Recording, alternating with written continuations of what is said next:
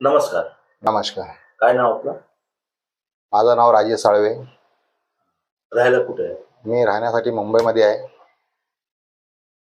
आपलं संविधान बद्दल काय तुमचं मत आहे? तर आपलं संविधान कसं आहे आणि याचा तुमचं काय मत आहे?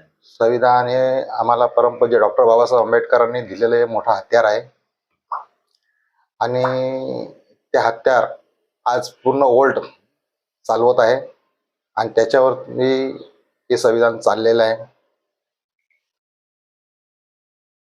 पुढची काँग्रेस सरकार होती, त्यांनी संविधान बद्दल काय केले होते याच्या तुमचं काय मत आहे? गेल्या काँग्रेसच्या वेळेस त्यांनी संविधानाबद्दल खूप छेडछाड केलेली, खूप सारे प्रयत्न त्यांनी केलेले, पण ते त्यांचे प्रयत्न काही पूर्ण झाले नाही.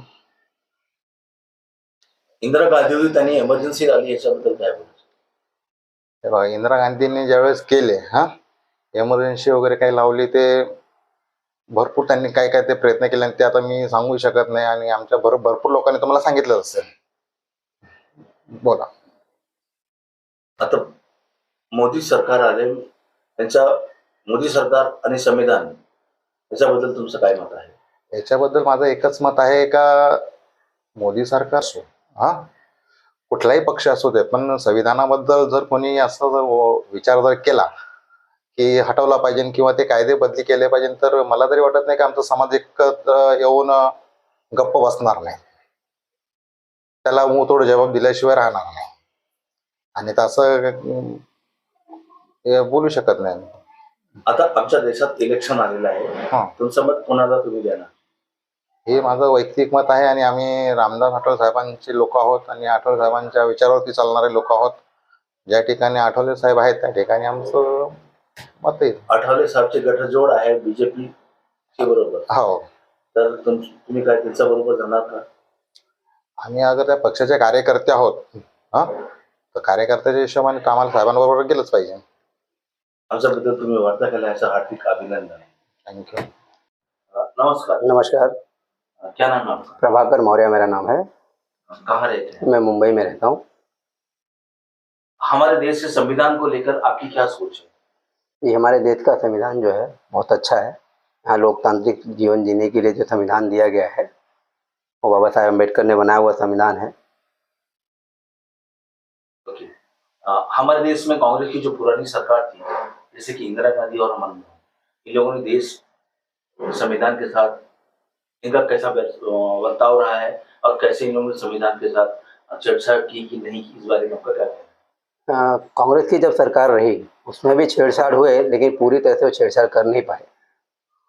जैसे इमरजेंसी वगैरह लागू करना, एक दो एक्ट को हटा पाना, ये उनकी नीयत थी, लेकिन वो हटा नहीं पाए। अभी मोदी सरकार है, इस बारे में आपको क्या कहना है संविधान को लेकर? भारत का संविधान मिटा पाना बहुत मुश्किल है, तो चाहे मोदी सरकार हो या कांग्रेस हो।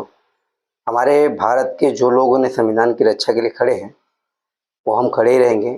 संविधान अगर कोई कहता है कि बदल दिया जाएगा तो उनकी भूल है। अभी हमारे देश में इलेक्शन चल रहा है, तो आप पक्ष के होते हुए आप किसके साथ जाएंगे?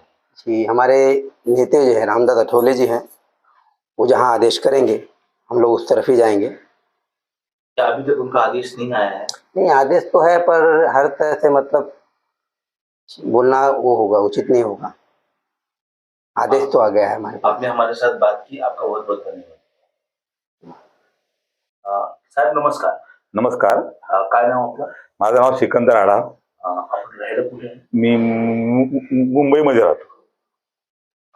आपल्या देशात संविधान लागू भीमराव आंबेडकर साहेबांनी संविधान लावले आहे, त्याच्याबद्दल तुमचं काय मत आहे? संविधान चांगलं आहे आणि ते तुमचा आमचा तर श्वास आहे, ते वाचलं पाहिजे, तर आम्ही पुढे कालावधीमध्ये जगू. आपलं संविधान आणि अनेक देशाचे संविधान त्याच्यामध्ये काय फरक आहे? आपल्या देशाचे जे संविधान आहे ते 2 वर्ष 11 महिने आणि 18 दिवस लागले ते लिहिण्याकरता आणि बाहेरच्या देशाची जी परिस्थिती आहे त्याच्या उलटी परिस्थिती भारतामध्ये आहे. त्या सर्व परिस्थितीचा विचार करून हे संविधान बनवलेलं आहे. आपलं संविधान अच्छा है कि खराब है? अच्छा है, खराब कौन बोलेगा, अच्छा ही है. नेक्स्ट क्वेश्चन आपके साथ.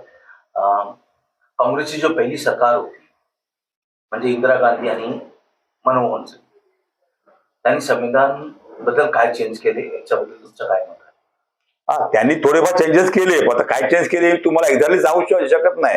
पण जे खाजगीकरण आलं तर त्यावेळेस आलं, हे आम्हाला माहिती आहे. खाजगीकरण, जागतिकीकरण, खाजगीकरण आलं हे त्यावेळेस आलं. आणि ते तुझं त्याच्याबद्दल काय झालं होतं? त्याच्याबद्दल खाजगीकरण आलं, त्यामुळे लोकांना नोकऱ्या मिळणं कठीण झालं, आरक्षण पण लोकांचं गेलं बऱ्यापैकी. या सगळ्या गोष्टी झाल्या ना. काँग्रेसमध्ये सुद्धा संविधानाच्या 100% संविधान लागू केलं नव्हतं आणि आज हे कोण करत नाहीये. त्यांनी संविधानाची हत्या केली की नाही केली?